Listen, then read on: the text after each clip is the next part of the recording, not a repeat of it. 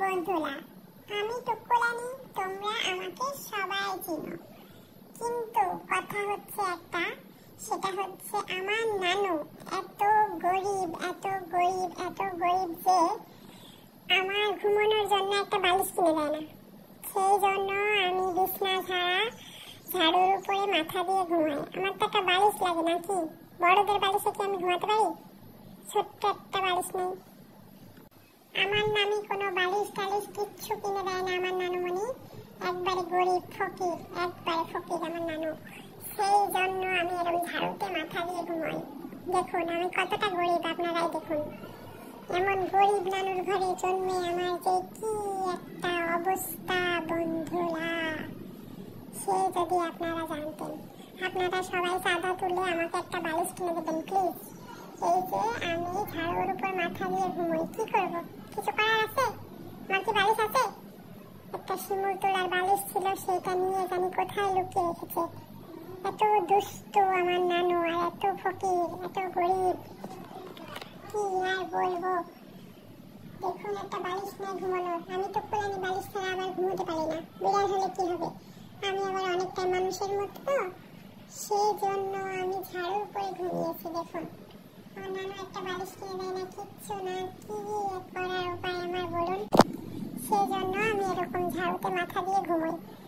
আমি বিড়াল হলে কি হবে? আমার তো স্বভাব চরিত্র সব মানুষের মতো। বালিশ ছাড়া ঘুমানো যায় না, কিছু না। আর আমার বালিশ কিনে দেয় না, কি একটা পরিস্থিতি। এই যে তার নানা ভাই আসছে মাত্র বাইরে থেকে, আর সাথে সাথে উঠে পড়েছে তার পায়ের শব্দেই। উঠে পড়ে নানার দিকে তাকাইছে যে নানা তুমি আমাকে একটা বালিশ কিনে দিও অন্তত পক্ষে। এভাবে ঝাড়ুর উপর মাথা দিয়ে আর কতকাল ঘুমাবো? তা বালিশ কিনে দিতে বলছে টুকুস, তোমাকে কিনে দিও। দেখো তা বালিশ তোমার নেই, সেই জন্য তুমি এভাবে ঘুমাও। ও তো কোলানি, তোমার একটা বালিশ নেই, কিছু নেই, সেই জন্য তুমি এরকম ঝাড়ুতে মাথা দিয়ে ঘুমাও। আহা, কালকে একটা তোকুলানি সুন্দর বালিশ কিনে দেবো। বালিশ ছাড়া আমার তোকুলানি আবার ঘুমোতে পারলে না। বলে লানি তোকু দুষ্ট তো, সেই জন্য। তোকু নানা ভাই কোথায় গেল? অন্য রুমে চলে গেছে? তুমি নানা ভাইকে অনেক ভালোবাসো? হ্যাঁ তোকু নানু, ও তোকুলানু নানাকে কতটা ভালোবাসো। ও হাই করছে, হাই। ওই যে কি সুন্দর করে ঘুমিয়ে আছে ঝাড়ুর উপর। তো তুমি তো ঝাড়ুতে ঘুমোতেই পারো তো কোলানি, তাহলে আবার তোমার বালিশের দরকার কি? দরকার আছে নানু, আছে। এখন উপায় নাই, সেই জন্য ঝাড়ুতে ঘুমোচ্ছি। তাই বলে কি 12 মাস আমি ঝাড়ুতে ঘুমাবো? তুমি একটা বালিশ কিনে দিতে পারো না? তুমি একবারে গরিব নানু ঘরে থাকবো না কিন্তু। আমি কিন্তু কালকের সাথে চলে যাবো নানু। তখন তুমি মজাটা টের পেও কেমন লাগে টুকুকে ছাড়া থাকতে। টুকু সারাদিন তোমার বিছানায় ঘুমায় আদর আদর হয়ে, তাই জন্য তুমি বুঝতে পারো না যে টুকুস কই। কালকের সাথে একবার ভেগে যায়, তখন তুমি বুঝতে পারবে যে টুকুর মায়া কি। টুকুকে আমি কত ভালোবাসতাম। আচ্ছা আচ্ছা ঠিক আছে, কালকেই তোমাকে একটা বালিশ কিনে দেবো, ঠিক আছে শোনা। তুমি সেই বালিশে ঘুমো করবা? তখন যদি সেই বালিশে না ঘুমো করো, তোমার কিন্তু তখন পিটনি দিয়ে একবার পিঠটা ফাটাবো, পাশাটাও ফাটাবো, বুঝছো?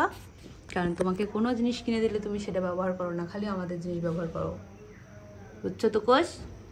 দুষ্ট তো কোষলানি, একবারে দুষ্ট তো কোষলানি। এখন ঝাড়ুর উপর ঘুমিয়ে আছে, ওর বালিশ দিয়েছিলাম একটা, সে বালিশে তখন আর ঘুমায় না, ঝাড়ুর উপর ঘুমোচ্ছে, দেখছেন? একবারে দুষ্ট তো কোষ। আবার নেঞ্জনার আছে, যে আমি দুষ্টু বলছি, যে নেঞ্জনার আছে, চরম দুষ্টু ও, একবারে দুষ্টু। সবাই আমার টুকুসের জন্য দোয়া করবেন। ওর স্বভাব চরিত্র এমনিতেই মানুষের মতো।